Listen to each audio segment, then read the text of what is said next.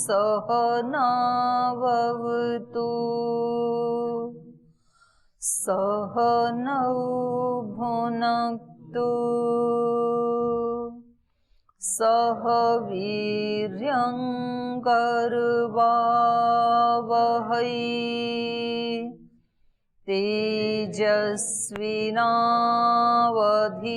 तेजस्विनावधीतमस्तु मा विद्विषावहै। ॐ शान्ति शान्ति शान्तिः।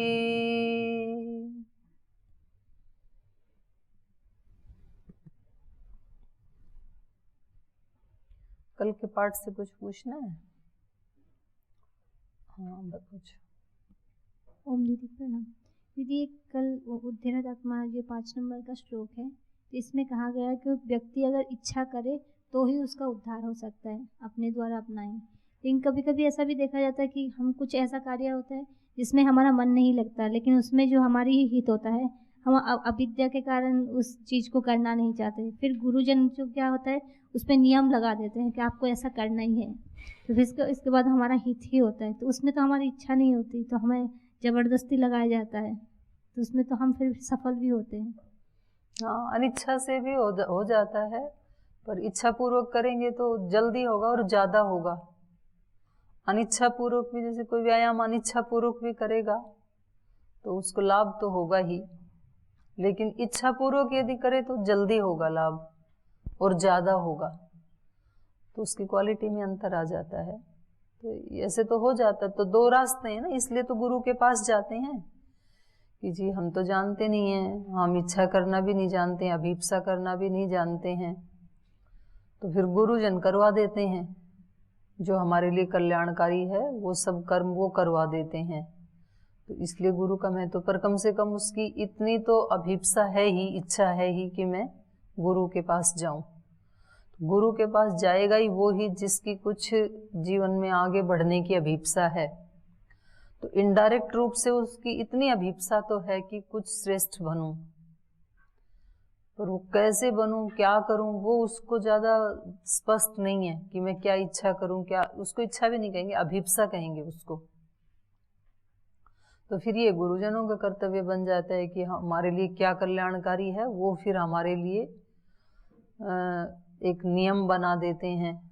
तो कभी तो हम उन नियमों का श्रद्धापूर्वक पालन करते हैं कि चलो इन्होंने बनाए तो मेरे हित में ही होंगे, और कभी तो हमारा उसमें श्रद्धा भी नहीं होती है, हमें लगता है कि ऐसे ही हमें लगा के रखते हैं किसी न किसी काम में, अश्रद्धा पूर्वक करते हैं। लेकिन अश्रद्धा पूर्वक करते हैं तो भी लाभ तो होता ही है, लेकिन कम होगा फिर।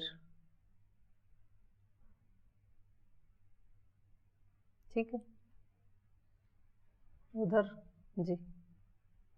आसक्ति का प्रश्न चल रहा था इसमें, आसक्ति बिना करके कर्म करने का, जैसे दूसरा अध्याय में भी वही बताया था। तो अगर आसक्ति नहीं करे तो स्वामी जी बताते हैं कर्म बंधन का कारण नहीं है।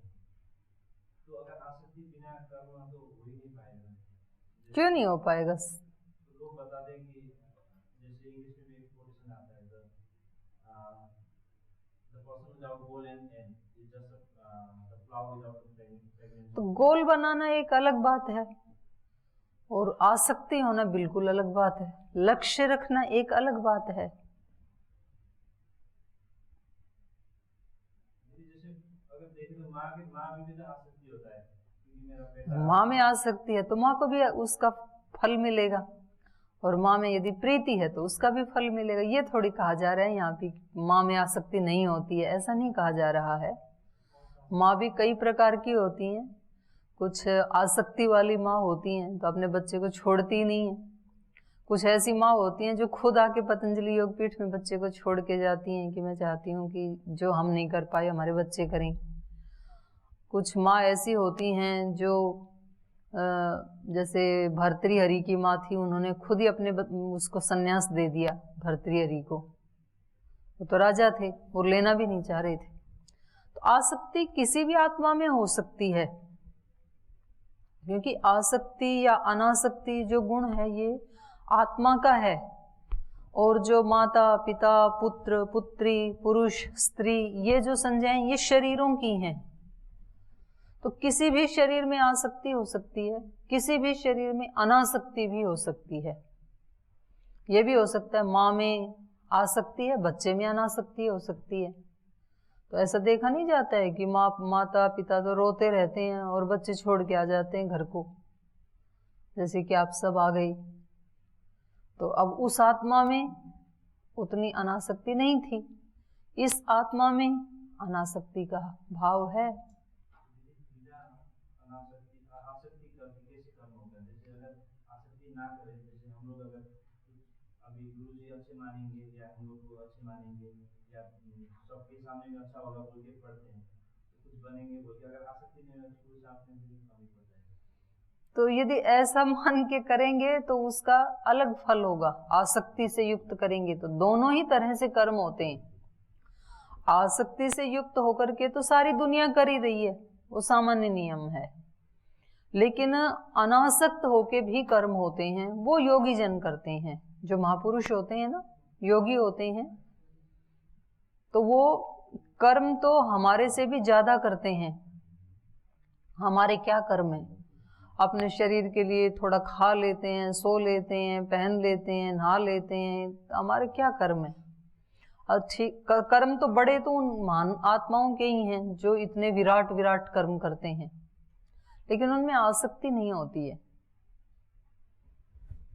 जैसे स्वामी जी को लोग बोलते हैं, जब आपको एक पैसा भी नहीं चाहिए, नाम कोई जमीन नहीं है, कोई 1 रुपया बैंक का अकाउंट ही नहीं खोला, तो 1 पैसा भी नहीं है, 1 इंच भी जमीन नाम नहीं है, फिर अपने शरीर के ऊपर भी कोई ऐसे शान शौकत की वस्तुएं प्रयोग नहीं करते हैं, तो जब आपको ऐसे ही रहना है तो फिर इतना पुरुषार्थ क्यों करते हो?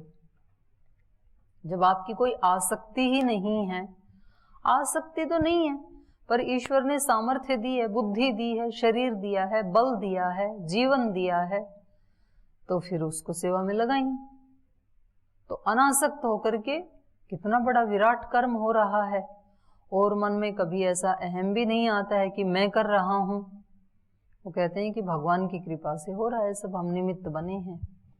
तो अनासक्त होकर के तो ज्यादा अच्छे कर्म होते हैं, पर अनासक्त हो तब तो एक बार होके देखो आप।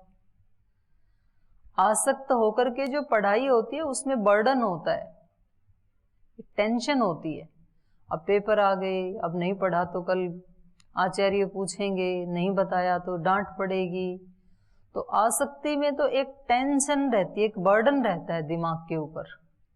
और अनासक्त हो गए, एक अवसर मिला है मुझे, ऐसे संस्थान में आ गया, ज्ञान अर्जित करने का मौका मिल रहा है, इसमें मेरा हित है, और थोड़ा थोड़ा ये ज्ञान अर्जित करके वैसा वैसा मैं जीने का अभ्यास कर रहा हूँ, उतनी उतनी मात्रा में कुछ ना कुछ तो मेरा कल्याण हो रहा है, कुछ ना कुछ तो मेरे मल कट रहे हैं। ऐसा सोच के जब, और बिल्कुल टेंशन फ्री होकर के जब व्यक्ति पढ़ाई करता है, उसका एक अलग ही आनंद है। कुछ ऐसे लोग होते हैं ना, वानप्रस्थी होके भी पढ़ते हैं, तो उनको कौन सी परीक्षा देनी है? और वैसे देखें तो परीक्षा सबको देनी पड़ती है। यहाँ पे कोई भी व्यक्ति बिना परीक्षा के यहाँ रह नहीं सकता है। जीवन अपने आप में ही एक अग्नि परीक्षा है, क्योंकि जिसने भी सफेद कपड़े पहन लिए, लाल कपड़े पहन लिए, या घर को छोड़ के आश्रम में जो रह रहा है, तो उस व्यक्ति के ऊपर लोगों की जो निगाहें हैं वो बिल्कुल ऐसे कैमरा की तरह से फोकस होती हैं। और उस व्यक्ति को ज्ञान तो है, लेकिन यदि वो वैसा जीता नहीं है तो उसकी प्रतिष्ठा फिर सामान्य व्यक्ति से भी नीचे गिर जाती है। तो उसको परीक्षा तो देनी पड़ती है जीवन में, हर व्यक्ति को परीक्षा देनी पड़ती है। बिना परीक्षा दिए कोई आगे नहीं बढ़ सकता है। तो ये जो परीक्षा आपकी है तो बहुत छोटी परीक्षाएं हैं। जो घर गृहस्थी लोग हैं उन्होंने तो लाल सफेद कपड़े भी नहीं पहने, उनको भी परीक्षा देनी होती है, माता पिता को भी देनी होती है, शिष्यों को भी देनी होती है, गुरुओं को भी देनी होती है, सबको देनी पड़ती है जीवन में। क्योंकि उसके बिना जब तक किसी ने फर्स्ट स्टैंडर्ड पास नहीं किया तो वो सेकंड में जा ही नहीं सकता है। आत्मा का उत्थान करना हर आत्मा चाहती है, लेकिन उस उत्थान को प्राप्त करने के लिए पहले प्रकृति परीक्षा लेती है कि आप उसके लायक भी हैं या नहीं है। हर व्यक्ति चाहता है कि मैं ऋषि बनूं, योगी बनूं, धर्मात्मा बनूं, ऐसा बनूं, तो फिर प्रकृति परीक्षा लेती है उसकी कि देखते हैं आप में कितना धैर्य है ऐसा बनने के लिए। पास हो गया तो उसको अपग्रेड कर दिया जाता है फिर, और उसमें फेल हो गया तो बोले अभी इसको सीखो, बाद में बड़ी बड़ी बातें बाद में बनाना, पहले यहां जीना सीख लो। और कोई प्रश्न? ओम बहन जी, जो श्लोक 4 में कहा है सर्व संकल्प सन्यासी योगारूढ़ तदुच्यते, इसमें कहा है जिसने सभी संकल्पों का संन्यास कर दिया, उस व्यक्ति ने त्याग कर दिया है, उसको योगारूढ़, वो योगारूढ़ हो गया ऐसा कहा जाता है। तो आपने एक दृष्टांत भी दिया था, जैसे पथारूढ़ वाला हरिद्वार है, ऋषिकेश से पथारूढ़ हो गया है, तो उन्होंने कर्म तो किया है, और यहाँ कह रहे हैं न कि कर्मों का, इनमें कर्मों का नहीं बताया। तो जो कर्म है तो बिना संकल्प के तो हो नहीं सकते। दिया था पथारूढ़ वाला जैसे पथारूढ़ वाला जो गंगोत्री के लिए जा रहा है, तो कोई हरिद्वार में, कोई ऋषिकेश में, ठीक हो गया। तो उन्होंने कर्म तो किया है, और कर्म बिना संकल्प के हो नहीं सकता। तो प्रश्न मेरा ये था, तो उसने संकल्प का, फिर योगी ने तो वो नहीं किया, तो योगी पूरा बना नहीं ना, जो जिसका भी संकल्प है। तो योगारूढ़ तो है, लेकिन योगारूढ़ में भी जो चरम अवस्था है, वो कल बताया तो था आपको, चरम अवस्था उसी की मानी जाएगी जिसने सत्य संकल्पों को भी छोड़ दिया है। योग दर्शन का भी दृष्टांत दिया था। योगी सब ही हैं, जो भी योग मार्ग पे चल पड़ा वो योगी है, लेकिन योगी का चरम क्या है, चरमावस्था क्या है, जो वो विवेक ख्याति को भी छोड़ देता है। तो योगी भी तो बहन जी कर्म करते हैं, और बिना संकल्प के कर्म नहीं करेंगे। बताया तो था, योगी की कई श्रेणियां हैं, बताया तो आपको, कई श्रेणियां हैं योगी की। जब पहले तो वो शुरुआत वहीं से करता है, ये थोड़ी कहा था आपको कि जो भी योग के पथ पे चला वो कर्म नहीं करना है, ऐसे थोड़ी बताया था। जिसने आज ही कदम बढ़ाया वो भी योगी है, लेकिन वो आज ही कदम बढ़ाया तो उसको चरम अवस्था वाला योगी तो नहीं ना कहेंगे। अभी तो बड़ा लंबा रास्ता है उसके पास। अभी तो क्लिष्ट वृत्तियों को हटाएगा, फिर अक्लिष्ट को हटाएगा, फिर योग के जो 8 अंग हैं उनका अपने जीवन में उनको उतारेगा, जिएगा वैसा, फिर विवेक ख्याति प्राप्त होगी, फिर ऋतंभरा प्रज्ञा प्राप्त होगी, फिर उसको भी छोड़ेगा, तब वो चरम लक्ष्य को प्राप्त करेगा। ये बताया था। तो कर्म करने की मनाही थोड़ी की थी। हाँ जी। जी, कल आपने बताया था कि संसार में योगी ऐसे रहता है, व्यवहार करता है कि बहुत प्रीति करता है, संसार से प्रीतिपूर्वक व्यवहार करता है, मगर अंदर से वो प्रीति नहीं करता है। प्रीति नहीं करता ये नहीं कहा मैंने, आप उल्टा क्यों सीखते हो? अंदर से आसक्ति नहीं रखता है, प्रीति नहीं करता, ये किसने कहा? ये तो अनर्थ हो जाएगा ना, ये तो मतलब फिर एक कपट हो जाएगा कि बाहर से तो प्रीति कर रहा है और अंदर से प्रीति नहीं कर रहा है, ये तो गलत हो गया ना। प्रीति करता है, आसक्ति नहीं रखता है। दीदी जी, एक दिन पहले आप बताया था कि छोटे छोटे कर्मों में हमको ईश्वर के अभिव्यक्ति करना चाहिए, उसका क्या है? उसका मतलब क्या भाव है? और छोटे छोटे कर्मों में भागवत शक्तियों को अभिव्यक्त करना, ये कहा था मैंने। जैसे आप सुबह उठते ही मंत्र पाठ करते हैं तो मंत्र पाठ के कई तरीके हैं। कोई तो आंख बंद कर करके मंत्र पाठ करते हैं, फिर वापस जाके सो जाते हैं। तो मंत्र पाठ तो उसने भी किया। क्या बात, हंस रहे हो? आप मिस करते होंगे कुछ लोग ये कर्म कांड। कुछ दूसरे हैं जो मंत्र पाठ तो करते हैं, लेकिन जल्दी ये होती है कि अभी वॉशरूम जाना है, अभी पानी पीना है, तो उसका ध्यान वहाँ होता है। कुछ आते ही नहीं है, कुछ करते हुए भी सोच रहे हैं कि अभी बस थोड़ी देर में जल्दी से इसको निपटा के सूत्र याद कर लूँगा, आज परीक्षा है, मतलब ध्यान कहीं और है। तो वो कई तरह का मंत्र पाठ हो जाता है। तो मंत्र पाठ में भागवत शक्ति को अभिव्यक्त करने का अभिप्राय क्या है? उसका आप ऐसे मंत्र पाठ करें जैसे उस ऋषि ने, जिसके मुख से ये मंत्र निकले थे, उस ऋषि के चित्त की जो स्थिति थी। इस मंत्र के ऋषि है ना, तो उनके मुख से ही तो अभिव्यक्त हुए ना ये। तो उनके चित्त की जो स्थिति थी, बहुत ऊंची स्थिति थी, और सुबह सुबह उठते ही वो भगवान को उसकी शक्तियों को प्रदान करने के लिए आह्वान कर रहे थे। तो उसके साथ अपनी फ्रीक्वेंसी को सेट करके जोड़ के, और उस चेतना से हम उस शक्ति का आह्वान करें, तो हम दिव्य शक्ति को अभिव्यक्त कर रहे हैं। वो है हमारे अंदर, लेकिन वो अभिव्यक्त तब होती है जब हम महान संकट में फंस जाते हैं। हमारे से सच्ची प्रार्थना कब अभिव्यक्त होती है? जब चारों तरफ से संकट में घिर गए आप। जैसे मान लो भूकंप आ गया और सब उल्टा पलटा सब गिर गया, और आप कहीं ऐसे दब गए कि कहीं छोटा सा झरोखा दिख रहा है, और आपको लगता है कि अगर यहाँ से आवाज चली जाए और कोई इसको हटा दे तो मैं जी सकता हूँ। तो उस समय आपके चित्त से प्रार्थना उठेगी कि भगवान, आप बोल भी नहीं सकते हैं, उस समय आपके मन से प्रार्थना उठेगी कि कुछ तो ऐसा हो कि मेरे को यहाँ से निकाला जा सके। तो इसका मतलब प्रार्थना करने की शक्ति हमारे अंदर थी, तभी तो अभिव्यक्त हुई। अभी भी है, लेकिन वो अभिव्यक्त नहीं होती है। हम यंत्र की तरह से प्रार्थनाएं कर लेते हैं, हम यंत्र की तरह से भोजन कर लेते हैं। भोजन का क्या महत्व है ये तब पता लगे जब आपको 2 महीने से खाना ही ना मिला हो, और फिर एक दिन आपको मिल जाए ऐसे सब्जी रोटी दाल।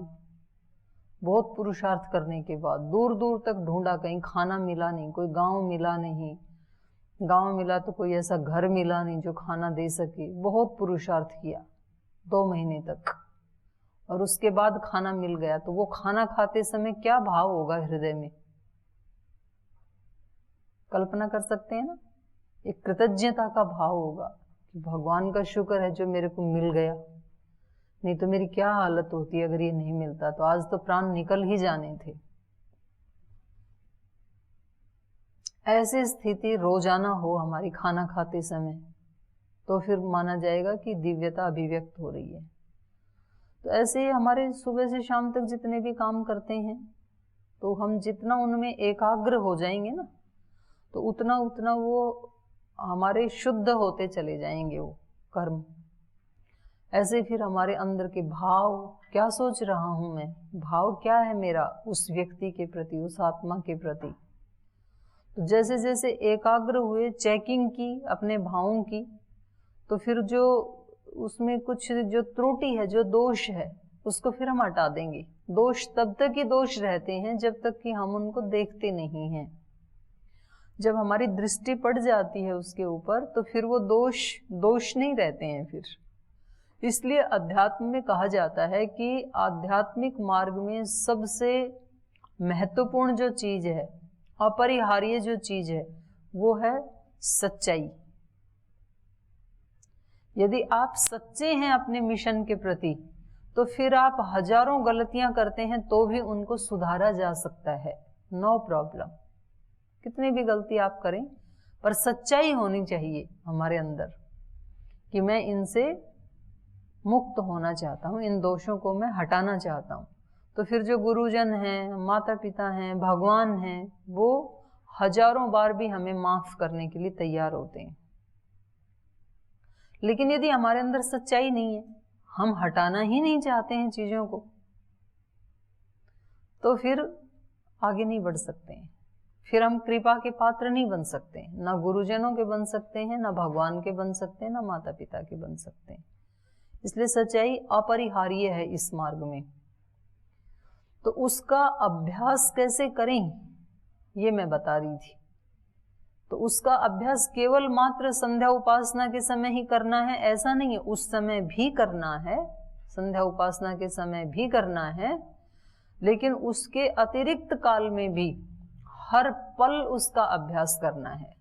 हर पल मेरा कैसा हो, प्रभु शरणागति से युक्त हो, भगवत्ता से युक्त हो, तो फिर बहुत जल्दी ही हम अपने दोषों को हटा सकते हैं। इसमें आत्मा में इतनी शक्तियां हैं कि ये तो प्रयोग नहीं करता है अपनी शक्तियों का, ये शक्तियों का प्रयोग करे तो बहुत जल्दी ये विशुद्ध हो सकता है, और जब ये विशुद्ध हो जाता है तो ये बहुत बड़ा कल्याण कर सकता है इस समाज का। अपना तो कर ही लेता है, पूरे समाज का, धरती का बहुत बड़ा कल्याण कर सकता है। हर आत्मा में है वो सामर्थ्य, किसी एक दो महापुरुष में होती है ऐसा नहीं है, बस उन्होंने उसको अभिव्यक्त किया या प्रयोग किया, हमने अभी प्रयोग नहीं किया।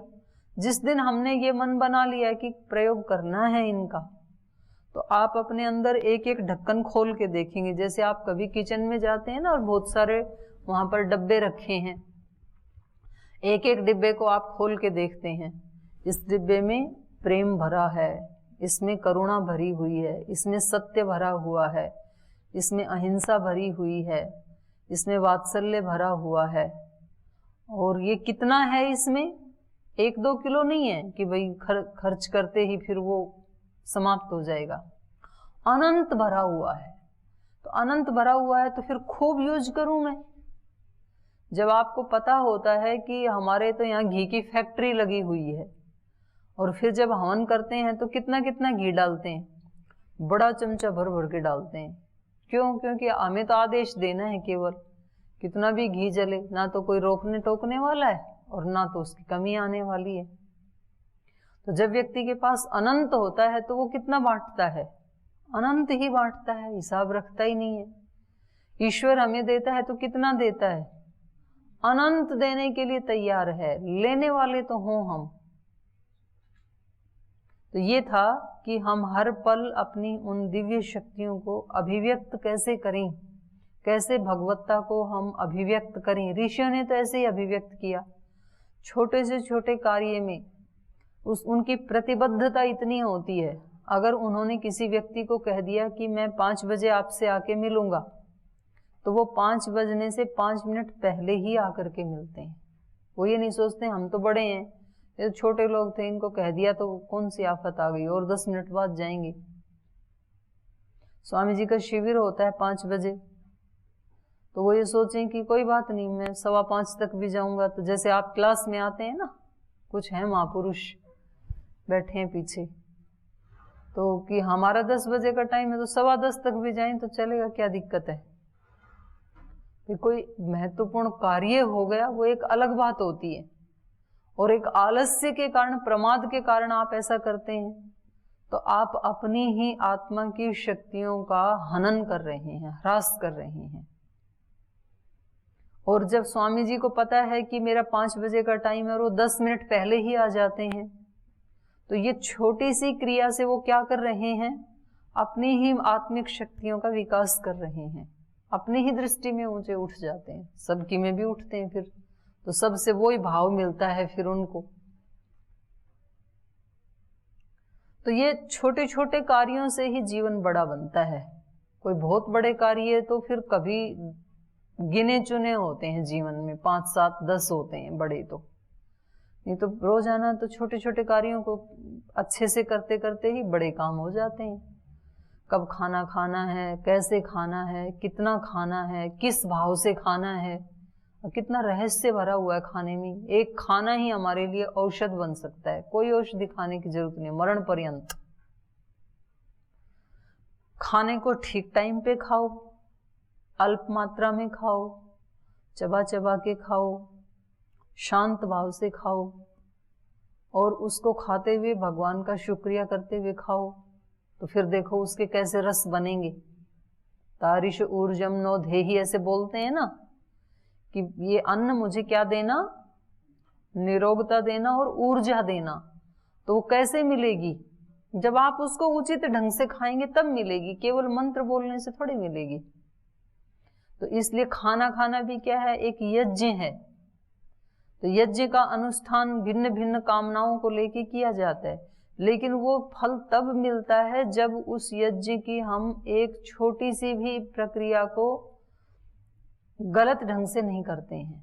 यज्ञ करते समय आप न्याय दर्शन पढ़ेंगे तो आपको पता लगेगा कि वहां पर कर्ता की भावना कैसी होनी चाहिए, सामग्री कैसी होनी चाहिए, विधि भी ठीक होनी चाहिए। और स्वामी जी भी बताते हैं हमें कि आप योग करते हैं तो उसमें मुख्य रूप से 3 चीजों का ध्यान रखना चाहिए। क्या क्या बताओ?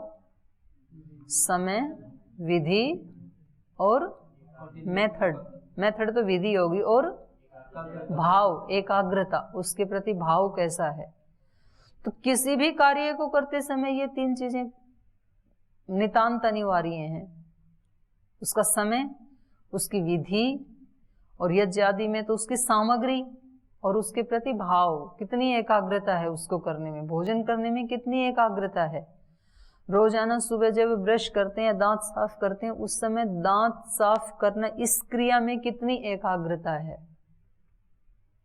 नहीं पता लगा कि वो ऐसे ऐसे ब्रश चलती रहती है, मन कहीं और ही होता है, यहाँ कुछ और चल रहा होता है, पता ही नहीं कौन ब्रश कर रहा है। आपको पता लगेगा जब आप ऐसे देखेंगे ना, तो बिल्कुल ऐसे लगेगा कि जैसे देखने वाला अलग है और ये करने वाला कोई अलग है। उसकी अनुभूति होती है। हो गया? और तो नहीं है किसी का? तो यही हमें सिखा रहे हैं अर्जुन को निमित्त बना करके भगवान कृष्ण, कैसे हमें अपनी छोटी छोटी क्रियाएं करनी हैं, और जो कर लेता है उसकी क्या स्थिति होती है। तो जो योगी है, जिन्होंने इन क्रियाओं से अपनी चेतना को एक शिखर तक लेके गया है, जो इसी से ही लेके गया है, वो कैसा होता है, कैसे पता लगे कि ये योगी है। तो उसके बारे में ये बता रहे थे कि वो ज्ञान विज्ञान तृप्त आत्मा, ज्ञान विज्ञान से वो तृप्त रहता है। कूटस्थ विजितेंद्रिय, कूटस्थ होता है, स्थिर होता है, वो उसमें हलचल में नहीं आता है, अप डाउन नहीं होता है उसके चित्त में। और विजितेंद्रिय, विशेष प्रकार से अपनी इंद्रियों को जीत लिया है जिसने। जितेंद्रिय नहीं है वो, विजितेंद्रिय है। जितेंद्रिय होना भी कठिन काम है, लेकिन जो जितेंद्रिय है उसमें फिर भी संभावना है कि कोई बहुत तूफान आ जाए तो हो सकता है वो हिल डुल जाए। लेकिन जो विजितेंद्रिय है, विशेष रूप से जिसने अपनी इंद्रियों को जीत लिया है, तो उसके बारे में यहाँ बता रहे हैं कि वो योगी ही होता है। अब जिसने अपने सारी इंद्रियों को जीत लिया, वो जिधर चाहेगा उधर उसकी आंखें जाएंगी, जहाँ चाहेगा वहाँ उसके कान जाएंगे, जहाँ चाहेगा उसके पैर हाथ, सब इंद्रियां उसके वश में हैं। हमारा क्या होता है, हम यहाँ सूत्र याद कर रहे हैं, उधर भजन चल रहा है मंदिर में, सीडी चला दी, कैसेट चला दी किसी ने, लाउड स्पीकर लगा दिया, तो बार बार कान हमारा उधर जा रहा है। तो फिर हम कहते हैं कि उसको बंद करवाओ तो मैं याद करूं। तो ये रोक लेगा अपने कान को, वहां जाने ही नहीं देगा। जो योगी है उसका कान उसके वश में है। हमारा कान ना चाहते हुए भी वहां जाता, उस शब्द को सुनता है। ऐसे इसका मन, ऐसे इसकी बुद्धि, वो सब इसके वश में होती है। अब दूसरा व्यक्ति कितना भी अपमान करे, कितना भी उल्टा पलटा आचरण करे, इसका मन इसके वश में है, तो ये अपने मन को दुखी होने ही नहीं देगा। तो अब ये जब ऐसा अपने मन को वश में करके रखेगा, बुद्धि को वश में करके रखेगा, तो इसका चित्त कैसा रहेगा? स्थिर ही रहेगा, कूटस्थ रहेगा। तो युक्त इति उच्यते योगी, ऐसे योगी को ही युक्त कहा गया है गीता की भाषा में। समलोष्ठ अश्म कांचन, और वो मिट्टी, पत्थर और सोने, इसमें समभाव रखता है।